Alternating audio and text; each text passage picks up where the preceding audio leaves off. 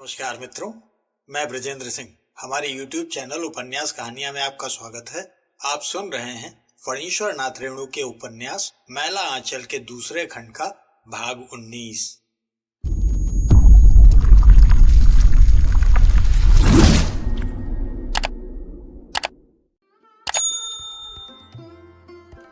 जोतकी काका के दरवाजे पर भीड़ लग गई है। ठीक कहते थे जोतकी काका, अभी क्या हुआ है, अभी और बाकी है। अक्षर अक्षर सब बात फैल गई। ऐसे अगर जानी आदमी की बात काटने का नतीजा सारा गांव भोग रहा है। जंगली जड़ी बूटी से ही जोतकी काका टन बना गए हैं। खुद उठ नहीं सकते, बोली साफ नहीं हुई है। घिघिया कर मुंह टेढ़ा करके बोलते हैं, छाया अच्छा, छाया अच्छा, आ अर्थात सर्वनाश, सर्वनाश, हाँ सर्वनाश होगा। जोतकी काका, आज हुक्म हुआ कि सारा दिन बासी मुंह रहकर शाम को कमला के किनारे जल प्रवाह करना होगा। खिलावन यादव अब जोतकी जी की बात कभी नहीं काट सकता। जोतकी जी ने कहा था 18 साल की उम्र में सकलदीप को माता पिता वियोग लिखा है। एकदम फल गई बात। सकलदीप 2 महीने तक बेलल्ला की तरह कलकत्ते में भटकता रहा। ससुर पकड़ लाया है, उसका भी प्रायश्चित करना होगा। होटल में बर्तन मांजता था। जोतकी जी इशारे से कहते हैं, नहीं हरगिज नहीं, ऐसा काम मत करो। जोतकी काका ने क्या कहा? गांधी जी काहे मारे गए, क्या कहते थे? अच्छा हुआ? धैत, उनका मगज अब सही नहीं है। दूसरे पहर को जुलूस निकला। बांस की एक रंथी बनाकर सजाई गई है लाल हरे पीले कागजों से। एक और बालदेव जी ने कंधा दिया है, दूसरी ओर सुमिरत दास, जिवेसर मोची और सकलदीप ने। खिलावन यादव नहीं आया है। सकलदीप को बहुत समझाया, गाली दिया, मगर सकलदीप ने तो आकर रंथी में कंधा लगा ही दिया। टन टनाक घड़ी घंट बजता है। तिन्ना तिरकिड़ तिन्ना धिन्ना धाधा धिन्ना, आ रे कांचे ही बांस के खाट रे खटोलना। गांव के भगतिया लोगों ने समदाउन शुरू किया। समदाउन की पहली कड़ी ने सबके रोए को कल्पा दिया। सबके दिल गमड़ उठे और आंखें छलछला आईं।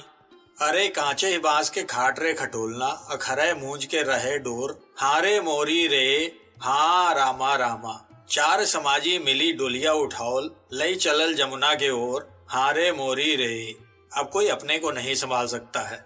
सब फपक फपक कर रो पड़ते हैं। जुलूस आगे बढ़ रहा है। धीरे धीरे सभी जुलूस में आकर मिल जाते हैं। रोते हुए चलते हैं। बूढ़े रोते हैं, बच्चे रोते हैं, जवान रो रहे हैं, औरतें रो रही हैं। सकलदीप की जवान बहू दहलीज से देखती है। उसके ओंठ कांप रहे हैं। रह रहकर ओंठ थरथराते हैं और अंत में वह अपने को संभाल नहीं सकती है। वो दौड़ती है जुलूस के पीछे। खिलावन सिंह चिल्लाते हैं, कनिया कनिया ए कनिया, हाँ आरे गोड़ तोरा लागे हम भैया रे कहेरवा से, घड़ी भर डोली बिलमाओ, माई जे रोवे, माँ रो रही है, भारत माता रो रही है। रामदास हाथ में खंजरी लिए चुपचाप रो रहा है। उसी के पाप से महात्मा जी मारे गए हैं। उसने साधु के अखाड़े को भ्रष्ट किया है। परसों रामपियरिया की माए गांव से मछली का सालन मांगकर लाई थी। रामपियरिया रात में उठकर चुरा कर खा रही थी। महंत रामदास ने रंगे हाथ पकड़ लिया था। बुआरी मछली का कुट्टा। रमजूदास की स्त्री छाती पीट पीट कर रो रही है। ठेठरा चमार की 12 साल की बेटी रो रही है, बाबा हो, बापू हो, बापू। कमला रेडियो अगोर कर बैठी हुई है। उसकी आंखों से आंसू टप टप गिर रहे हैं।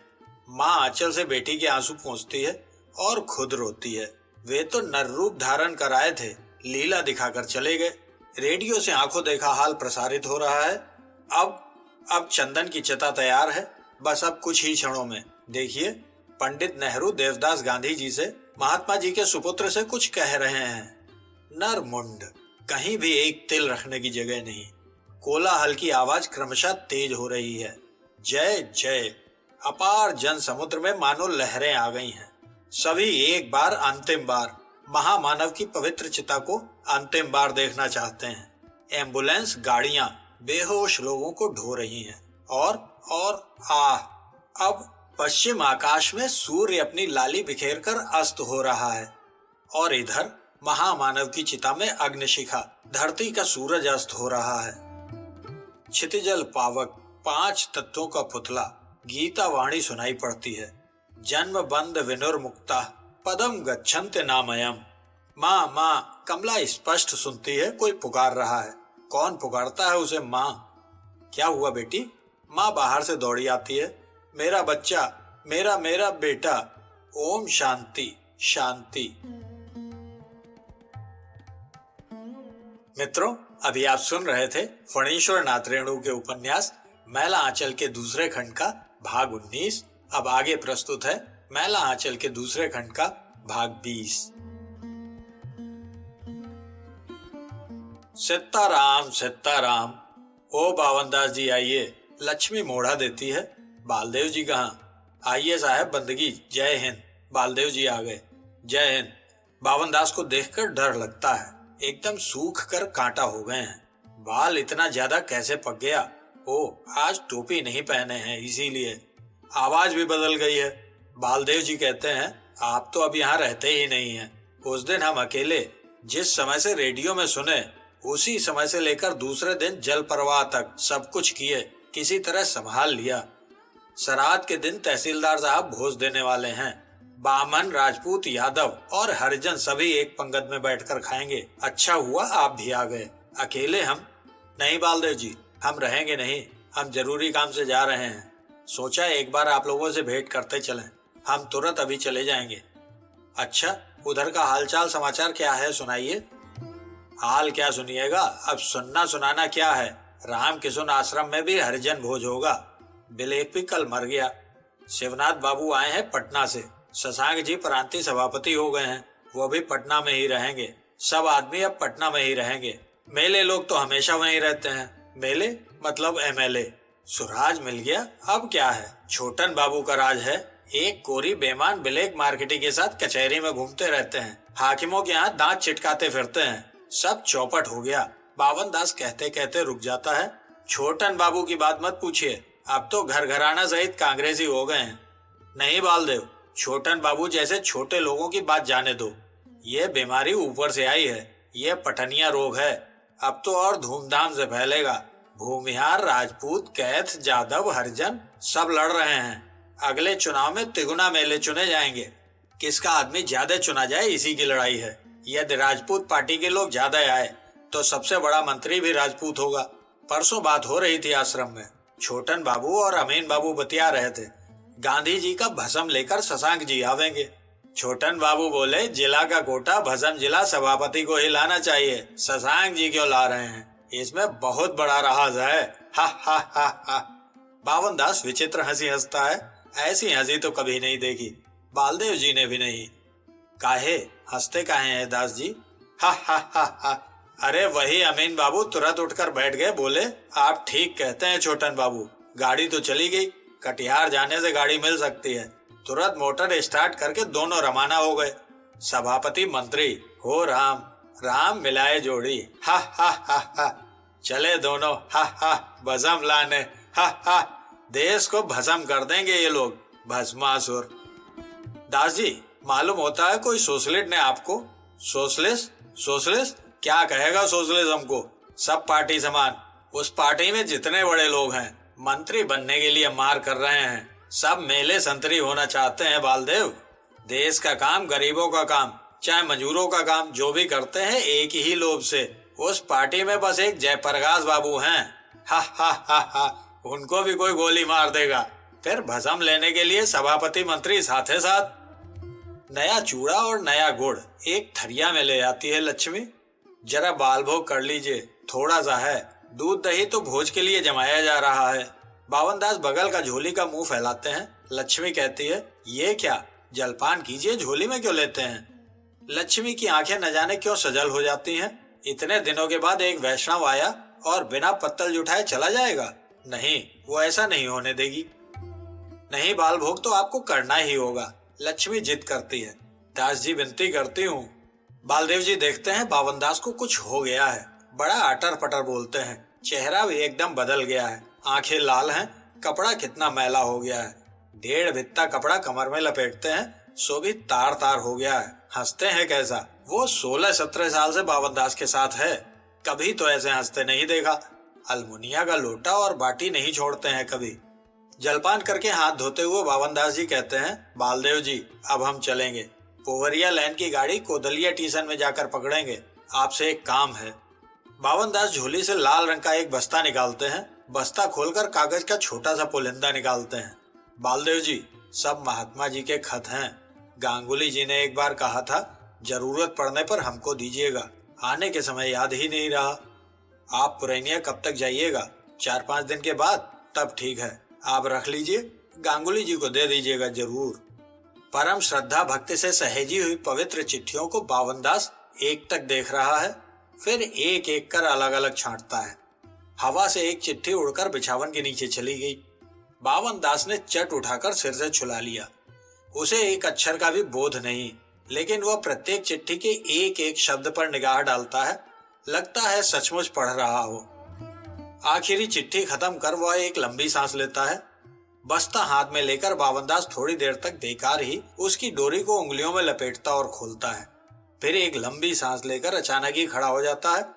लीजिए, सीताराम सीताराम। बालदेव जी बस्ता लेकर लक्ष्मी के हाथ में दे देते हैं। पौती पिटारी में रख दीजिए। लक्ष्मी बस्ता लेकर सर से छुलाती है, फिर छाती से लगाती है। वो एक टक बावनदास को देख रही है। इस चिरकुट खद्दड़ की धुलाई से जाड़ा कैसे काटते हैं बावनदास जी? दास जी, इस चादर में जाड़ा कैसे काटते हैं? ठहरिए, एक पुराना कंबल है, ले लीजिए। लक्ष्मी बिनती के सुर में ही कहती है। नहीं माई। बावनदास कंधे से झोली को लटकाते हुए कहता है, नहीं माई, कंबल की जरूरत नहीं। लक्ष्मी चुप हो जाती है। बावनदास जी को अब कंबल की जरूरत नहीं, अब उन्हें किसी चीज की जरूरत नहीं। लक्ष्मी मानो सब कुछ समझ जाती है। धरती फाटे मेघ जल, कपड़ा फाटे डोर, तन फाटे की औख दी, मन फाटे नहीं ठौर। अच्छा तो अब जय हिंद, जय हिंद। बावनदास लुढ़कता हुआ जा रहा है। सोवरन का कटाहा कुत्ता खिटखिटाकर भूखते हुए उस पर टूटता है, लेकिन बावनदास उधर देखता तक नहीं है।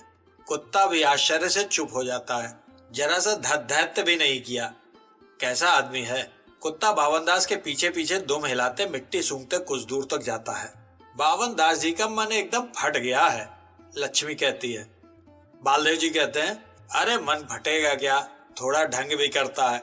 गांगुली जी चिट्ठी लेकर क्या करेंगे? दूसरे की चिट्ठी भले लोग नहीं पढ़ते, दुख होता है। कोदलिया स्टेशन पर गाड़ी में बैठकर बावनदास को लगता है वो कोई तीर्थ करने जा रहा है। बहुत दिनों से उसके मन में लालसा है एक बार जगन्नाथ जी जाने की। केदारनाथ बद्रिकानाथ वो गया है। उसकी आंखों के आगे जगन्नाथ का पट, छाता और छड़ी लिए तीर्थ से लौटे हुए बावनदास की मूर्ति आ खड़ी होती है। जगन्नाथिया रोबाए, बाबा रो बिराजे उड़िया देश में। एक यात्री ने कहा, अरे माघ महीना में कौन जगन्नाथ से लौटा है भाई? दूसरे ने कहा, जोर जोर से बावन गुसाई जी। बावनदास खिड़की से बाहर की ओर देखता है। खेतों में लोग धान काट रहे हैं, नदी में मछली मार रहे हैं, भैंस चरा रहे हैं। बावन ने बहुत सफर किया है लाइन से। कलकत्ता कांग्रेस, लखनऊ कांग्रेस, बैजवाड़ा, साबरमती आश्रम, महात्मा गांधी जी की जन्मभूमि काठियावाड़, फिर बम्बे। रेलवे लाइन के किनारे काम करते हुए लोगों के मुखड़े, विभिन्न प्रदेशों के लोगों के मुखड़े उसकी आंखों के आगे इकट्ठे हो जाते हैं। खगड़ा स्टेशन पर उतरकर एक बार नाथ बाबू के यहाँ जाने का विचार था, लेकिन नाथ बाबू कलकत्ता गए हैं। खोखी दीदी और काकी जी भी गई हैं। खोखी दीदी ने एक बार बावनदास की तस्वीर बनाई थी। बोली, आप जैसे बैठे हैं बैठे रहिए। एक कागज पर पेंसिल से तस्वीर बनाने लगी। काकी जी ठीक माए जी की तरह बोलती हैं। नाथ बाबू रहते तो बावन को आज बहुत भारी मदद मिलती। बहुत कड़े आदमी हैं, गुस्सा में जब होते हैं तो किसी को कुछ नहीं पूछते। कंप जहल के साहब को जिंदगी भर याद रहेगा। नाथ बाबू का चेहरा लाल हो गया था उस दिन, एकदम लाल टेसू। पिछले साल नाथ बाबू और चौधरी जी बम्बे जा रहे थे। बावन भी साथ में था। मुगल सराय स्टेशन पर गाड़ी में भीड़ देखकर होश गुम। इस छोर से उस छोर तक घूम आए, मगर कहीं घुसने ही नहीं दिया। चौधरी जी हंसते हुए बोले, यह गाड़ी छूटर लक्षण लग छे हो। नाथ बाबू ने एक डिब्बा के हैंडल को जैसे ही पकड़ा कि अंदर से एक आदमी ने गुस्सा होकर कहा, देखता है नहीं, इस पर लिखा हुआ है बंगाल के मेंबर के वास्ते रिजर्व है। नाथ बाबू ने भी गुस्सा कर जवाब दिया था, खूब देखता है, बंगाल में अब आप लोगों के जैसा आदमी फलने लगा है, वो भी देखता है। हम भी AICC का मेंबर है, आप भी उसी का मेंबर है, मगर आदमियत। भीतर से किसी ने रसिकता की थी, आदमियत तूले और कोथा लीलाबेन नमोशाए, आजून आपनार तो देखिए एक बारे त्रिमूर्ति। कृपया आदमियत का प्रश्न मत उठाइए, बैठिए, हमें तो एक साथ ही त्रिमूर्ति के दर्शन का सौभाग्य मिल रहा है। बात भी कुछ ऐसी ही हो गई कि सभी हंस पड़े। चौधरी जी भी, नाथ बाबू भी और डिब्बे के सभी मेंबर। हंसने वाली बात नहीं है। चौधरी जी एकदम लंबा, माने चौधरी जी की लंबाई की बात तो सभी जानते ही है। पूरे ऊंचे कद का आदमी भी उनके कंधे के बराबर होता है। और इधर नाथ बाबू ठेठे नाटे कद के, गोल चेहरा, चेहरे पर हरदम मुस्कुराहट, वो भी छोटी सी। और तीसरा मूर्ति सेवक बावन दास। विचार कर देखिए हंसने की बात है या नहीं। चौधरी जी ने ऊपर बेंच पर अपना बिस्तर लंबा किया था, नाथ बाबू और बावन दास नीचे। हैं? खगड़ा आ गया? सीताराम सीताराम। खगड़ा स्टेशन पर उतरकर बावन दास एक बार ऊपर आसमान की ओर देखता है। वो शाम तक पहुंच जाएगा। नहीं, नाथ बाबू से नहीं भेंट होगी तो अब किससे भेंट करने जाए वो। कलीमुद्दीपुर की ओर जा रहा है बावन। कलीमुद्दीपुर पाकिस्तान में जाते जाते बच गया है। एक बार हल्ला हुआ कि हिंदुस्तान में रहेगा, दूसरी बार हल्ला हुआ कि पाकिस्तान में। सुनते हैं पाकिस्तान वाले कहते थे कि गांव का नाम इस्लामी है, इसलिए इसको। क्या बच्चों जैसी बुद्धि। सीताराम सीताराम। बावन दास जल्दी जल्दी डेग बढ़ाता है। आज जैसे हो शाम तक उसे पहुंचना ही है एक जगह। उस जगह का नाम भी अभी वह अपने मन में नहीं लाएगा। चलते चलते वह कभी कभी रुककर उसासें लेता है। बहुत देर तक रोने पर बच्चे जिस तरह उसासें लेते हैं उसी तरह। बावन की झोली में खंजड़ी है। खंजड़ी में लगी हुई झुनकी उसकी गति को एक लय में बांध रही है। किन्न किन्न किन्न किन्न। खेतों की मेड़ों पर, मैदानों में, सड़कों पर, ऊंची नीची जमीन पर उसके चरण पड़ते हैं। मंजिल करीब है। अब किन्न किन्न किन्न किन्न। और थोड़ी दूर, और थोड़ी दूर, और आधा कोस, किन्न किन्न। जय महात्मा जी, जय बापू। माँ माँ, धन्य हो प्रभु, एक परीक्षा से तो पार करा दिया प्रभु। बस यही, इस साहुड़ के नीचे, इस कच्ची लीक के पास डाल दो डेरा रे मन, नागर नदी के किनारे। नागर को एक बहुत बड़ा गवाह बनाया गया है दोनों देश वालों ने। नागर नदी ही सीमा रेखा है। एक किनारा हिंदुस्तान, दूसरा किनारा पाकिस्तान।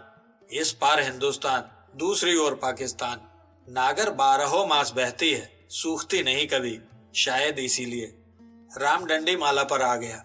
माघ की ठिठुरती हुई सर्दी, पछिया हवा भी चलती है। लगता है आज की रात बद्रीनाथ की तरह यहाँ भी बर्फ गिरेगी। रामडंडी सिर पर आ गया। बावन निराश नहीं होता है। जब तक सूरज नहीं उगेगा वो टलेगा नहीं। बात ही कुछ ऐसी है। यदि इस रास्ते से नहीं आई गाड़ी तो वह दूर, बहुत दूर किसी गांव की रोशनी देखता है। दोनों हाथों को मलकर गर्म हो लेता है। हाँ, गाड़ियां आवेंगी, 50 गाड़ियां, कपड़े और चीनी और सीमेंट से लदी हुई गाड़ियां। जिसने खबर दी है उसे, उसका नाम वह जान जाने पर भी नहीं खोलेगा। बावन ने गांधी जी की कसम खाई है। बेचारा गरीब, उसकी नौकरी चली जाएगी। कटाहा के दुलार चंद कापरा, वही जुआ कंपनी वाला जिसको जुए की दुकान पर नेवी लाल, भोला बाबू और बावन ने फारबिसगंज के मेला में पिकेटिंग किया था। जुआ भी नहीं, एकदम पॉकेट काट खेला करता था। और मोरंगिया लड़कियों, मोरंगिया दारू गांजा का कारोबार करता था। आज कटाहा थाना कांग्रेस का सेक्रेटरी है। उसी की गाड़ियां हैं। सप्लाई इंस्पेक्टर और कटाहा थाना के दरोगा और यहाँ कलीमुद्दीपुर के नाका वाले हवलदार मिलकर रकम 8 आना, और इधर दुलार चंद कापर रकम 8 आना। गाड़ियां सदर चालू सड़क से नहीं जाएंगी। पैर पैड़ा होकर चोरपाट पार करेंगी, फिर उधर के व्यापारी को उस पार पहुंचा देगा। उधर के हाकिम हुक्कामों को भी इसी तरह हिस्सा देना होगा। लाखों रुपया का कारोबार है। वे आ गई। हाँ, गाड़ियां। कच्ची लीक में पहियों की आवाज। हाँ, गाड़ी ही है।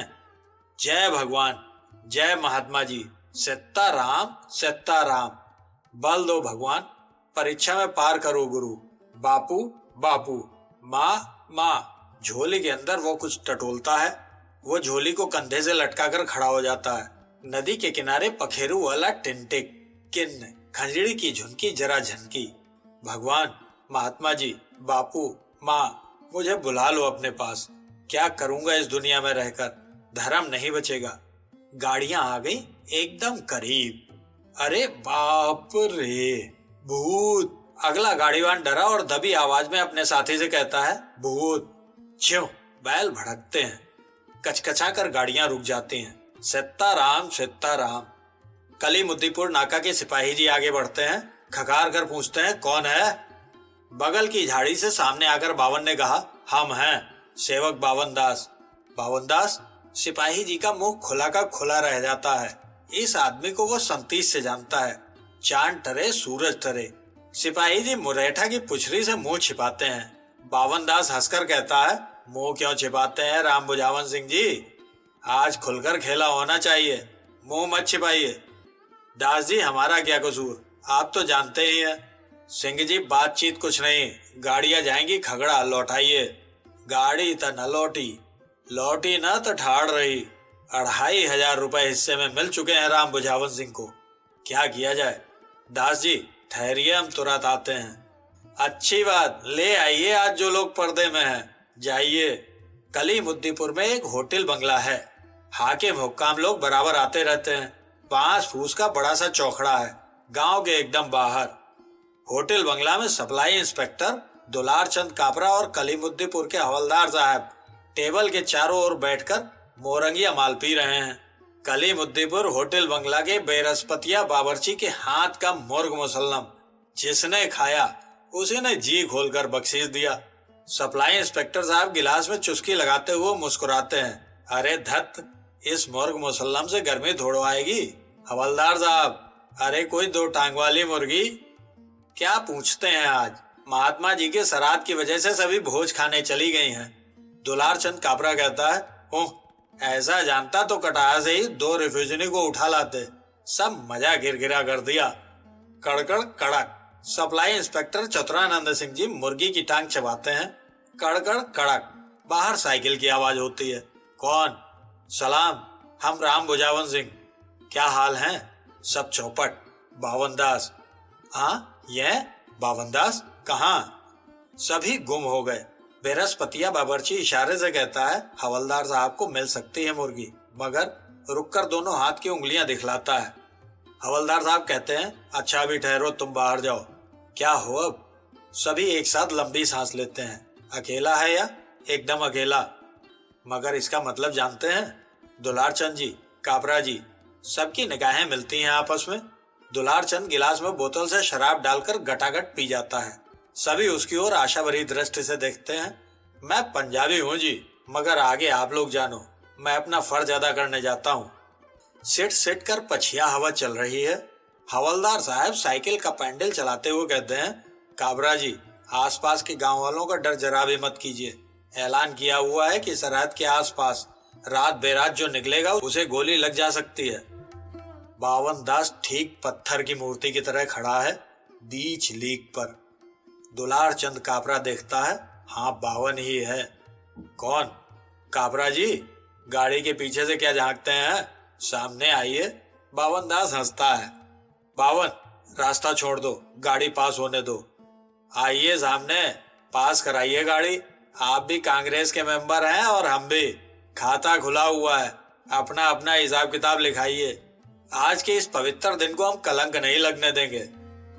कापरा जानता है इससे माथापच्ची करना बेकार है। वो हवलदार के कान में कुछ कहता है, फिर पुकारता है, स्प्रिंग खां कहाँ? ये स्प्रिंग खां कापरा का अपना आदमी है, नाम फर्जी है। एक गाड़ी पर से उतरता है, फिर चुपचाप अगली गाड़ी पर जाकर बैठ जाता है। बावन दास, मान जाओ। हांको जी गाड़ी, स्प्रिंग खां। गाड़ी में जुटे हुए दोनों जानवर अचरज से चौंक पड़ते हैं, भड़कते हैं, छ्यू छ्यू नाक से आवाज करके आगे बढ़ने से इनकार करते हैं। कापरा एक बैल की पूंछ पकड़कर ऐंठता है। हड्डी पट्ट से बोली, मगर बैलों ने लीक छोड़ दिया और गाड़ी को बगल की ओर लेकर भागे। दूसरी गाड़ी, एक एक बैल को हवलदार और दूसरे को कापरा पूंछ मरोड़कर आगे बढ़ाते हैं। गाड़ीवान अवाक होकर हाथ में रास थामे हुए हैं। ये क्या हो रहा है? बैलगाड़ी पास हो गई, पास हो रही है। बावन दास बीच लीक पर खड़ा है और गाड़ियां ऊपर से आर पार पास कर रही हैं। बैल भड़के जरूर, मगर 3 4 गाड़ियां। अब बावन दास ठीक बैल के सामने आकर खड़ा होता है। बैल उसे हुत्था मारकर गिरा देता है। वह लीक पर लुढ़क जाता है, ठीक पहिए के नीचे। Mud mud mud. बापू, बापू, माँ, गाड़ी पास, कट कर कट। गाड़ियां पास हो रही हैं, 50 गाड़ियां। आखिरी गाड़ी जब गुजर गई तो हवलदार और राम बुझावन सिंह मिलकर बावन की चिट्ठी चिट्ठी लाश, लहू के कीचड़ में लथपथ लाश को उठाकर चलते हैं। नागर नदी के उस पार पाकिस्तान में फेंकना होगा, इधर नहीं, हरगिज नहीं। दुलार चंद कापरा बावन की झोली लेकर उनके पीछे पीछे जाता है। नागर पार करते समय बावन के गले की तुलसी माला नागर की बहती हुई धारा में गिर पड़ती है। सीताराम 4 बजे भोर को पाकिस्तानी पुलिस ने घाट गश्त लगाने के समय देखा लाश। अरे ये तो उस पार के बौने की है, यहां कैसे आई? ओ समझ गए, उठाओ जी हनीफ और जुम्मन, ले चलो उस पार। बावन की ठंडी लाश झोली डंडा के साथ फिर उठी। बावन ने 2 आजाद देशों की, हिंदुस्तान और पाकिस्तान की ईमानदारी को, इंसानियत को बस 2 डेग में ही नाप लिया। नागर नदी के बीच में पहुंचकर पाकिस्तान के पुलिस अफसर साहब ने कहा, नदी में ही डाल दो, इसकी झोली को उस पार दरख्त से लटका दो, जल्दी। नागर की धारा हठात कलकला उठी। सिपाही खंजड़ी को पानी में फेंकते हुए कहता है, डमरू बजा के रघुपति राघव गाते रहो, झनक। मित्रों, अभी आप सुन रहे थे फणीश्वर नाथ रेणु के उपन्यास मैला आंचल के दूसरे खंड का भाग 20।